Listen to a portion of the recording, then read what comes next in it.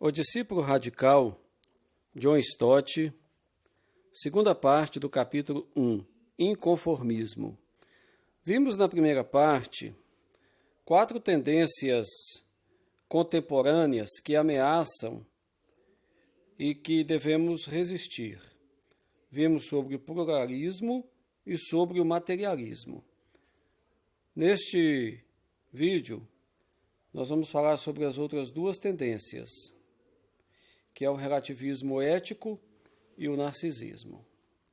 A terceira tendência contemporânea que nos ameaça e a qual não devemos nos render é o espírito pérfido do relativismo ético.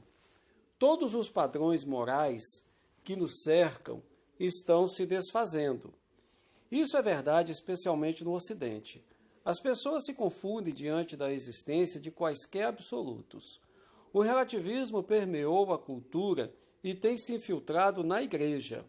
Em nenhuma esfera esse relativismo é mais óbvio do que na da ética sexual e na revolução sexual vivenciada desde os anos 60.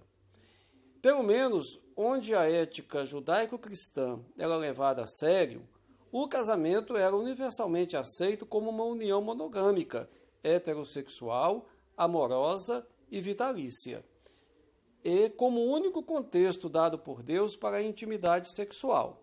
Atualmente, porém, mesmo em algumas igrejas, a relação sexual fora do casamento é largamente praticada, dispensando o compromisso essencial com um casamento autêntico.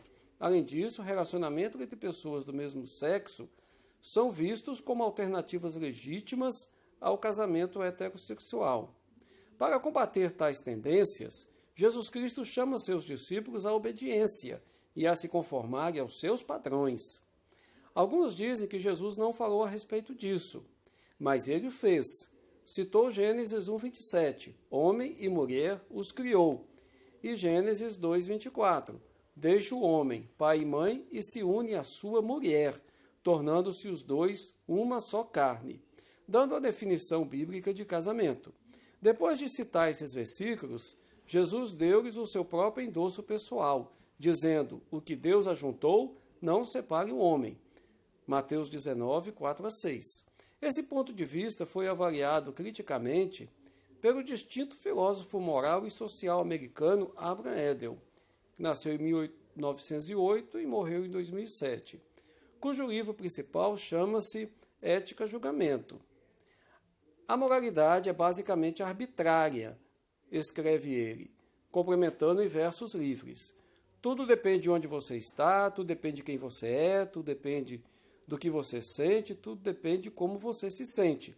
Tudo depende de como você foi educado, tudo depende do que é admirado, o que é correto hoje será errado amanhã, alegria na França, lamento na Inglaterra. Tudo depende do seu ponto de vista, Austrália ou Tombuctu. Em Roma, faça-se como os romanos. Se os gostos acabam coincidindo, então você tem moralidade. Mas onde existem tendências conflitantes, tudo depende. Os discípulos cristãos radicais devem discordar disso. Certamente não devemos ser totalmente flexíveis em nossas decisões éticas, mas devemos procurar com sensibilidade aplicar princípios bíblicos em cada situação. O senhorio de Jesus Cristo é fundamental para um comportamento cristão. Jesus é Senhor, continua sendo a base da nossa vida. Assim, a pergunta fundamental para a igreja é: quem é Senhor? Será que a igreja exerce o senhorio sobre Jesus Cristo, tornando-se livre para alterar e manipular ou aceitar o que gosta e rejeitar o que não gosta? Ou Jesus Cristo é nosso mestre e Senhor, de maneira que cremos nele e obedecemos ao seu ensinamento? Ele nos diz também: por que me chamais Senhor, Senhor, e não fazeis o que vos mando? Lucas 6,46. Confessar Jesus como Senhor, mas não obedecer a ele, é como construir a vida sobre areia. Novamente, aquele que tem os meus mandamentos e os guarda, esse é o que me ama, disse ele no cenáculo. João 14, 21. Aqui estão 2 culturas e 2 sistemas de valores, 2 padrões e dois estilos de vida.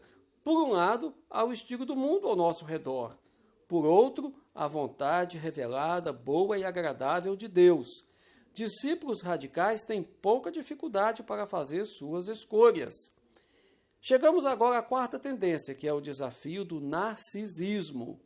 Narciso, na mitologia grega, foi um jovem que viu seu reflexo em um lago, apaixonou-se por sua própria imagem, caiu dentro d'água e se afogou. Assim, narcisismo é um amor excessivo, uma admiração desmedida por si mesmo. Nos anos 70, o narcisismo se expressou por meio do movimento potencial humano, que enfatizava a necessidade da autorrealização. Nos anos 80 e 90, o movimento da nova era imitou o movimento potencial humano. Shirley MacLaine pode ser considerada símbolo do movimento, pois era cega de paixão por si mesma. De acordo com ela, a boa notícia é essa: sei que existo, portanto eu sou. Sei que a força divina existe, portanto ela é. Já que sou parte dessa força, sou o que sou. Parece uma paródia deliberada da revelação que Deus faz de si mesmo a Moisés. Eu sou o que sou. Êxodo 3,14. Assim, o movimento da nova era nos convida a olhar para dentro de nós mesmos e nos explorar, pois a solução para os nossos problemas está em nosso interior. Não precisamos que um Salvador surja em algum lugar e venha até nós. Podemos ser o nosso próprio Salvador. Infelizmente, uma parte desse ensinamento tem permeado a igreja, e há cristãos recomendando que devemos tão somente amar a Deus e ao próximo, mas também a nós mesmos. No entanto, isso é um erro por 3 razões. Em primeiro, Jesus falou do primeiro e grande mandamento, e do segundo, mas não mencionou um terceiro. Em segundo lugar, amor próprio é um dos sinais dos últimos tempos, 2 Timóteo 3,2. Em terceiro lugar, o significado do amor ágape é o sacrifício próprio em benefício de outros. Sacrificar-se a si mesmo é nitidamente um contrassenso. Então, qual deve ser a atitude para conosco? Um misto de autoafirmação e autonegação. Afirmar tudo em nós que vem da nossa criação e redenção e negar tudo que pode ser ligado à queda. É aliviador se livrar de uma preocupação doentia consigo mesmo e voltar-se para os saudáveis mandamentos de Deus, incorporados e reforçados por Jesus. Amar a Deus de todo o coração e ao próximo como a nós mesmos.